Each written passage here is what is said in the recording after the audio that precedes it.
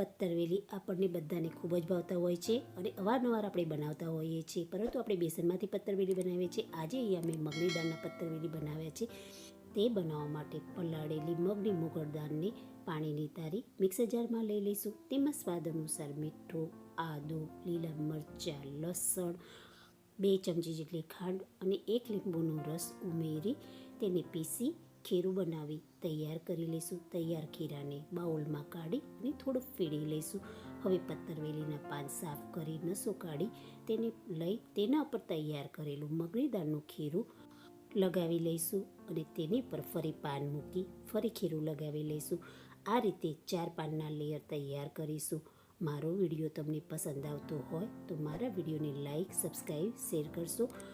4 પત્તાના layer તૈયાર થઈ જાય ત્યારે કિનારીએથી પત્તાને થોડા ફોલ્ડ કરી ફરી ખીરું લગાવી ટાઈટ રોલવાળી તૈયાર કરી લઈશું.